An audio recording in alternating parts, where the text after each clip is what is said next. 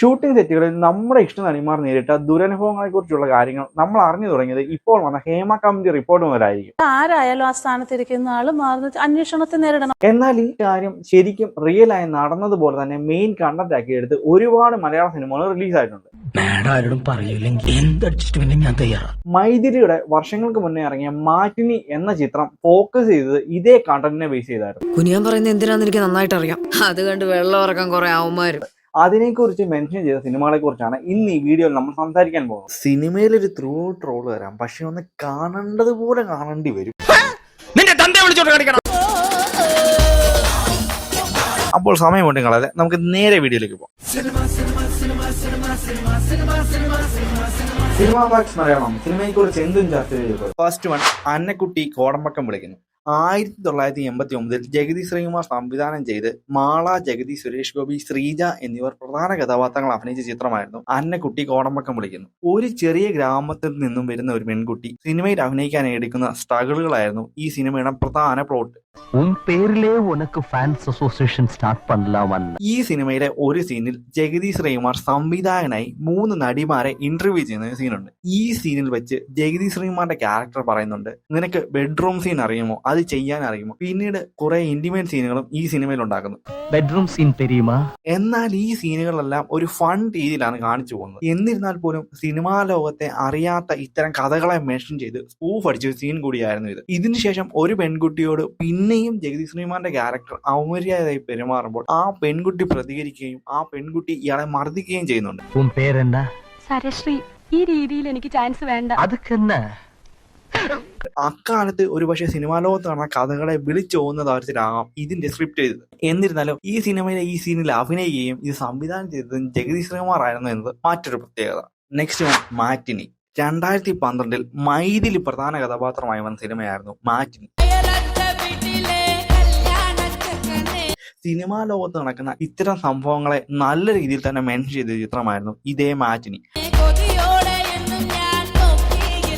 ഒരു പെൺകുട്ടി അവളുടെ ജീവിത സാഹചര്യങ്ങൾ മൂലം പല പല ജോലികൾ ചെയ്യുന്നു. അവസാനം അവൾ എത്തിപ്പെടുന്നത് ഒരു സിനിമയിലേക്കാണ്. ഒരു റൊമാൻറ്റിക് സിനിമയിൽ അഭിനയിക്കാൻ താല്പര്യപ്പെടുന്ന അവൾ സിനിമ അഭിനയിച്ചു കഴിഞ്ഞ് സിനിമ റിലീസ് ആകുമ്പോഴാണ് അറിയുന്നത് ഇതൊരു അഡൾട്ട് മൂവിയായി മാറുന്നുവെന്ന്.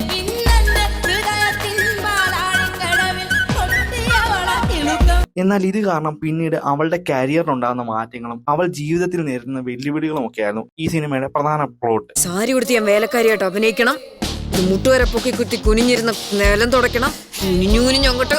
അതായത് ഒരു റൊമാൻറ്റിക് സിനിമയിൽ അഭിനയിക്കുന്ന അവൾ പിന്നീട് ഒരു ഏപ്പടത്തിൽ അഭിനയിക്കുന്ന നായികയായി മാറും. ഇതിനുശേഷം പല പല പ്രശ്നങ്ങൾ അവർക്കുണ്ടാകുന്നു. ആ ടൈമിൽ വളരെയധികം പോപ്പുലാരിറ്റി നേടിയെടുത്ത സിനിമ കൂടിയായിരുന്നു ഇത്. ആ സമയത്ത് സിനിമാ ലോകത്ത് വൻ ചർച്ചാ വിഷയമാവുകയും ഈ സിനിമ ചെയ്തു. നെക്സ്റ്റ് വൺ, റോസാപ്പൂ. 2018 ബിജു മേനോൻ നായകനായി വന്ന ചിത്രമായിരുന്നു റോസാപ്പൂ. സിനിമാ ഇൻഡസ്ട്രികളിൽ നടക്കുന്ന ഇതുപോലുള്ള പ്രശ്നങ്ങളെ വളരെ മികച്ച രീതിയിൽ തന്നെ സ്പൂഫ് അടിച്ച ചിത്രം കൂടിയായിരുന്നു റോസാപ്പൂ. എത്ര നാളത്തെ ആഗ്രഹം എന്നറിയോ? എന്റെ അടുത്ത 3 പടത്തിൽ നീയാണ് ഹീറോയിൻ.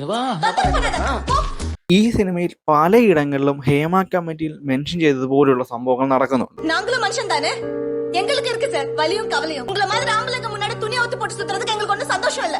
ജൂനിയർ ആർട്ടിസ്റ്റുകളെ അവരുടേതായ ആവശ്യങ്ങൾക്ക് യൂസ് ചെയ്യുകയും ഇതേപോലെ നായികമാരുടെ കിടക്കമുറിയിൽ തട്ടി വിളിക്കുകയും സിനിമ പ്രൊഡ്യൂസ് ചെയ്യുന്ന പ്രൊഡ്യൂസർമാരുടെ മറ്റു ഉദ്ദേശങ്ങളും അങ്ങനെ ഒരുപാട് കാര്യങ്ങൾ ഈ സിനിമയിൽ കാണിച്ചു പോകുന്നുണ്ട്. ഈ സിനിമയിലെ സൗബിൻ ഷാഹിർ ചെയ്ത കഥാപാത്രം തന്നെ ഇതിനെയെല്ലാം ആക്ഷേപഹാസ്യത്തിലൂടെ കാണിച്ചു തരാനുള്ള ഒരു കഥാപാത്രമായിരുന്നു. ഇത് ഒരു ഏപ്പടത്തിന്റെ സെറ്റിൽ നടക്കുന്ന കഥയായിട്ടാണ് കാണിക്കുന്നതെങ്കിലും മുഴുവൻ സിനിമാ ലോകത്തെയുമാണ് ഈ ഒരു കാര്യം ആക്ഷേപഹാസ്യത്തിലൂടെ ഫോക്കസ് ചെയ്യുന്നത്. നെക്സ്റ്റ് വൺ, പാവാട. പൃഥ്വിരാജ്, ആശാ ശരത് എന്നിവർ പ്രധാന കഥാപാത്രങ്ങളായി എത്തിയ ചിത്രമായിരുന്നു പാവാട. ഈ സിനിമയും ഇതേപോലെ സിനിമാ ലോകത്ത് നടക്കുന്ന പ്രശ്നങ്ങളെ മെൻഷൻ ചെയ്ത ഒരു സിനിമയാണ്. ഈ സിനിമയിൽ ആശാ ശരത്തിന്റെ കഥാപാത്രം അഭിനയിക്കാൻ എത്തുന്നത് ഒരു സാധാരണ സിനിമയിലായിരുന്നു. പെറ്റ തള്ളയുടെ തുണി ഒരുക്കുന്നത് ഒരു മകനെയും കാണിക്കരുത്. എന്നാൽ പിന്നീട് പല പല ഇഷ്യൂസ് കാണാം ഈ സിനിമ ഒരേ പടമായി മാറുന്നു. ചില അഡ്ജസ്റ്റ്മെന്റിനൊക്കെ നിന്ന് തരുകയും ചെയ്യും. പിന്നെ വിറ്റുപോകാൻ പരുവത്തിന് ഇത്തിരി മസാല പൊടിച്ചാൽ അങ്ങനെ തീവണ്ടിപ്പാത പാവാടയായി. പിന്നീട് ഈ സിനിമ റിലീസ് ആവാതിരിക്കാൻ വേണ്ടി ആശാചരത്തിന്റെ കഥാപാത്രവും നായകനായ പൃഥ്വിരാജിന്റെ കഥാപാത്രവും നടത്തുന്ന ഫൈറ്റിനെ കുറിച്ചായിരുന്നു ഈ സിനിമയുടെ തന്നെ പ്ലോട്ട്. അങ്ങനെ ഒരു സിനിമാ ലോകത്ത് നായികയായി എത്തുന്ന ഈ നടി പിന്നീട് അനുഭവിക്കുന്ന പ്രശ്നങ്ങളും പിന്നീട് അവൾക്ക് നേരിടേണ്ടി വരുന്ന സാഹചര്യങ്ങളും ഒക്കെയായിരുന്നു ഈ സിനിമയിൽ പ്രതിപാദിക്കുന്ന വിഷയം. അങ്ങനെ ഇതും സിനിമാ ലോകത്ത് നടക്കുന്ന പ്രശ്നങ്ങളെ മെൻഷൻ ചെയ്ത ഒരു സിനിമ കൂടിയായിരുന്നു. Next one, best actor. Best actor cinema പോകുന്നത് തന്നെ ഒരാൾ നടനാകാൻ വേണ്ടി അനുഭവിക്കുന്ന സ്ട്രഗിളുകളിലൂടെയാണ്. ഈ സിനിമ കടന്നു പോകുമ്പോൾ സിനിമാ ലോകത്ത് നടക്കുന്ന പല പല കാര്യങ്ങളും കാണിച്ചു തരുന്നുണ്ട്. എന്തായാലും സിനിമയിൽ പ്രിയങ്ക അവതരിപ്പിക്കുന്ന ഒരു കഥാപാത്രം തന്നെ കാണിച്ചു തരുന്നത് ഇതുപോലെ സിനിമാ ലോകത്ത് നടക്കുന്ന പ്രശ്നങ്ങളെയാണ്. ഒരു സിനിമാക്കാരൻ വീർപ്പിച്ച് തന്ന വയറ് തന്നെ എന്റെ അന്നേ അതങ്ങ് കലക്കി കളഞ്ഞിരുന്നെങ്കിലേ ചിലപ്പോ ഞാനും ഒരു നടിയാവുന്നടാ. ഈ സിനിമയിൽ നടിയാവാനുള്ള ആഗ്രഹം കൊണ്ട് സിനിമയിലേക്ക് എത്തിപ്പെടുന്ന ഒരു കഥാപാത്രമായിരുന്നു പ്രിയങ്കയുടേതെന്ന് ഒരു ഫ്ലാഷ് ബാക്ക് സീൻ പറയുന്നത് പോലെ തന്നെ അവിടെ മെൻഷൻ ചെയ്തു പോകുന്നുണ്ട്. ആ ചേച്ചി പണ്ടൊന്നും മദിരാശി പോയതാണ് എന്തിന് നടിയാവാനായിട്ട്. എന്നാൽ സിനിമയിലെത്തി അവർ നേരിട്ടത് ഒരുപാട് പ്രശ്നങ്ങളായിരുന്നു. അത് കാരണം അവർക്ക് പിന്നീട് സിനിമയിൽ അഭിനയിക്കാനോ സ്വന്തം വീട്ടിലേക്ക് ചെല്ലാനോ ഒന്നും പറ്റാതെ ജീവിതം മറ്റൊരു രീതിയിലേക്ക് മാറി എന്നും കൂടി അവിടെ കാണിച്ചു തരുന്നുണ്ട്. ഈ അടി പിടി വെടി ഇതാണല്ലോ സിനിമ.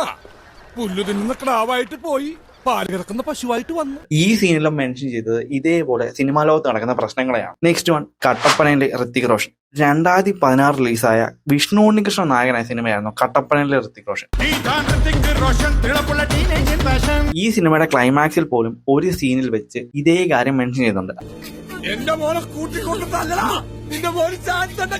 അതായത് സിനിമാ ലോകത്ത് നടക്കുന്ന ഇതുപോലുള്ള ഇഷ്യൂസ്. നായികയായ ലിജിമോളോട് സിനിമാ സെറ്റിൽ ഒരാൾ അവമര്യാദയായി പെരുമാറി എന്ന് ഒരു സീനിൽ പറഞ്ഞു പോകുന്നുണ്ട്.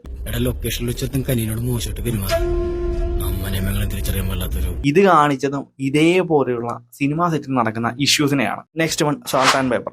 2011 ആഷിഖ് അബി സംവിധാനം ചെയ്ത ഒരു കിടിലൻ കോമഡി എന്റർടൈനർ സിനിമയായിരുന്നു സാൾട്ട് ആൻഡ് പേപ്പർ. ഗ്ലാമർ അല്ലേ? ഇന്നും നമുക്ക് വളരെയേറെ ഫീൽ ഗുഡ് തരുന്ന ഈ സിനിമയിൽ ഒരു പ്രത്യേക സീനിൽ വെച്ച് ശ്വേതാമേനോനോട് ഒരു സംവിധായകൻ അപമര്യാദയായി പെരുമാറുന്ന സീനുണ്ട്. ഈ സീൻ മെൻഷൻ ചെയ്തതും ഇതേപോലെയുള്ള പ്രശ്നങ്ങളെയാണ്. കുറച്ച് മണിക്കൂറെങ്കിലും സെക്സ്. സിനിമാ ലോകത്ത് ഇതുപോലുള്ള പ്രശ്നങ്ങൾ ഉണ്ടാവുന്നു എന്ന് വീണ്ടും വരച്ചു കാണിച്ച സീൻ കൂടിയായിരുന്നു. ശ്വേതാമേനോൻ ഈ സിനിമയിൽ ഒരു ഡബ്ബിംഗ് ആർട്ടിസ്റ്റ് ആണ്. ഈ ഡബ്ബിംഗ് ആർട്ടിസ്റ്റ് ആയ ശ്വേതാമേനോനോട് ഇനി അവസരങ്ങൾ നിങ്ങൾക്ക് വേണമെങ്കിൽ എന്റെ കൂടെ വരണം എന്ന് ഒരു സംവിധായകൻ പറയുന്നതായിട്ടാണ് ഈ സീനിൽ കാണിക്കുന്നത്. മായ എന്റെ മനസ്സ് കാണുന്നില്ലേ? പരസ്പരം ഒരു ആശ്വാസമാകാൻ നമുക്ക്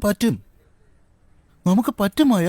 അതിനുവേണ്ടി ശ്വേതാമേനോനെ ഫോഴ്സ് ചെയ്യും. അപ്പോൾ ശ്വേതാമേനോൻ അതിന് പ്രതികരിക്കുകയും ചെയ്യുന്നതായിട്ട് ഈ സീനിൽ കാണാം. എന്തായാലും സിനിമാ ലോകത്ത് നടക്കുന്ന ഇത്തരം പ്രശ്നങ്ങളെ വീണ്ടും കാണിച്ച ഒരു സിനിമ കൂടിയായിരുന്നു ഇത്. ശ്വേതാമേനോൻ ഈ സിനിമയിൽ ഒരു അവിവാഹിതയാണ്. അവർ വിവാഹം കഴിക്കാത്തതിന് പല പല കാരണങ്ങളുമുണ്ട്. ഇങ്ങനെയുള്ള കാര്യങ്ങളെ മുതലെടുക്കാനായി പലരും ശ്രമിക്കുന്നതും ഈ സിനിമയിൽ കാണിച്ചു തരുന്നുണ്ട്. എന്തായാലും സിനിമാ ലോകത്ത് ഇന്ന് നടക്കുന്ന പ്രശ്നങ്ങളെ അന്നേ മെൻഷൻ ചെയ്ത സിനിമ കൂടിയായിരുന്നു salt and pepper. Next one, ചാലക്കുടിക്കാരൻ ചങ്ങാതി. 2018 വിനയൻ സംവിധാനം ചെയ്ത് കലാഭവൻ മണിയുടെ ജീവിത കഥ പറഞ്ഞ സിനിമയായിരുന്നു ചാലക്കുടിക്കാരൻ ചങ്ങാതി. ശരിക്കും അന്തന്മാര് നിന്നെ കണ്ട് പഠിക്കേണ്ട അവസ്ഥയാണ്. എന്തു പറ്റിയിടാ നിനക്കൊരു മൂഡ് ഓഫ്? സെന്തിലായിരുന്നു ഈ ചിത്രത്തിൽ കലാഭവൻ മണിയുടെ വേഷം ചെയ്തത്. ഈ സിനിമയിൽ പല പല സീനിൽ സിനിമാ ലോകത്തെ പല പല ഇഷ്യൂസ് കാണിച്ചു പോകുന്നുണ്ട്. എനിക്ക് ചേട്ടൻ്റെ കൂടെ തന്നെ വേണം. ഈ സിനിമയിൽ ഒരു പ്രധാന കഥാപാത്രം ചെയ്യുന്ന ആളാണ് ഹണി റോസ്. ഹണി റോസിന്റെ ക്യാരക്ടർ ഇതുപോലെ പല പല സ്റ്റേജുകൾ കടന്നു വന്നു എന്ന് ഒരു സീനിൽ വെച്ച് മെൻഷൻ ചെയ്യുന്നുണ്ട്. നമ്മൾ അത്യാവശ്യം നന്നായിട്ട് ദ്രോഹിച്ചിട്ടുണ്ട്. അതെങ്ങാനൊക്കെ മനസ്സിൽ വെച്ചിട്ട്. ഇതുകൂടാതെ രമേഷ് പിഷാരടി ഈ സിനിമയിൽ ഒരു അസിസ്റ്റന്റ് ഡയറക്ടറാണ്. ഈ രമേഷ് പിഷാരടിയുടെ കഥാപാത്രവും ഇതേപോലെ സിനിമാ ഫീൽഡിന്റെ ബാക്ക്ഗ്രൗണ്ടിൽ നടക്കുന്ന അഡ്ജസ്റ്റ്മെന്റ്സിനെയൊക്കെ കാണിച്ചു തരുന്നുണ്ട്. സന്ധ്യ കഴിയുമ്പോൾ ഒരു ഫുള്ളും മേടിച്ചോണ്ട് റൂമിലോട്ട് വരുന്ന ഒരു സംഭവം ഉണ്ട്. നസീർ സംക്രാന്തി ചെയ്ത ഈ ഒരു കഥാപാത്രവും ഇതുപോലുള്ള അണിയറ രഹസ്യങ്ങളെ ചൂണ്ടിക്കാണിക്കുന്ന ഒന്നായിരുന്നു. ഇവിടെ ശമ്പളോ കുറവാ, ഇതൊക്കെ അല്ലേ മിച്ചുള്ളൂ.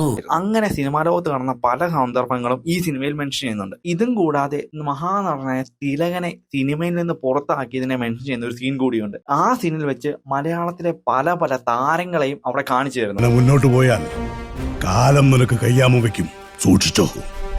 Next one, Masters. 2012 Johny Antony പൃഥ്വിരാജിനെയും ശശികുമാറിനെയും പ്രധാന കഥാപാത്രങ്ങളാക്കി റിലീസായ ചിത്രമായിരുന്നു മാസ്റ്റേഴ്സ്.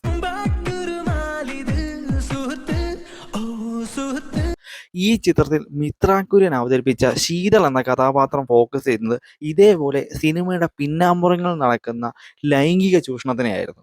ശീതളനെ തന്റെ സുഹൃത്തുക്കൾ ചേർന്ന് നിർമ്മിക്കുന്ന ഒരു ആൽബത്തിലെ നായികയാക്കാമെന്ന് പറഞ്ഞായിരുന്നു. എന്നാൽ ഷൂട്ടിംഗ് ലൊക്കേഷനുകളിലും ഹോട്ടൽ മുറികളിലും മോനച്ചൻ അറിയാതെ അവസരം തേടി അലയുകയായിരുന്നു ലിസിയും ശീതളും. പേരും പ്രശസ്തിയും നേടാൻ എന്ത് അഡ്ജസ്റ്റ്മെന്റും ഗ്ലാമറസ് റോളും ചെയ്യാൻ ഈ കഥാപാത്രം താല്പര്യപ്പെടുന്നു. അങ്ങനെ ലഭിക്കുന്ന പേരും പ്രശസ്തിയും കൊണ്ട് സ്വന്തം അച്ഛനിൽ നിന്ന് പോലും അകലുന്നു. ഇങ്ങനെ ഉണ്ടാകുന്ന പ്രശ്നങ്ങളെ എടുത്തു കാണിച്ച ഒരു സിനിമ കൂടിയായിരുന്നു മാസ്റ്റേഴ്സ്. ചാച്ചൻ വരുത്തി വെച്ച കടങ്ങളെ വീട്ടാനാ ഞാൻ സിനിമയിൽ വന്നത്. മാസ്റ്റേഴ്സ് എന്ന സിനിമയിലെ ഈ ഒരു കഥാപാത്രം സൂചിപ്പിക്കുന്നത് ആ കാലത്ത് അല്ലെങ്കിൽ ഒരുപാട് കാലമായി സിനിമാ ഇൻഡസ്ട്രികളിൽ നടക്കുന്ന പിന്നാമ്പുറങ്ങളിലെ ലൈംഗിക ചൂഷണവും ഇതുകൂടാതെ ഗ്ലാമറസ് റോളുകളിലൂടെ താരാധിപത്യം നേടുന്ന നായികമാർക്കുണ്ടാവുന്ന ദുരനുഭവങ്ങളെയുമായിരിക്കും. നെക്സ്റ്റ് വൺ, വർഷങ്ങൾക്ക് ശേഷം എന്ന സിനിമയിൽ ഷാൻ റഹ്മാൻ ചെയ്ത കഥാപാത്രം നമുക്ക് എല്ലാവർക്കും ചിരി ഉണർത്തിയ ഒന്നാണ്. എന്നാൽ ഇതേ കഥാപാത്രവും പറഞ്ഞു പോകുന്നത് ഇങ്ങനെ സിനിമാ ലോകത്ത് നടക്കുന്ന പ്രശ്നങ്ങളെ കുറിച്ചാണ്. ഞാനൊരു അനാഥനാണ്.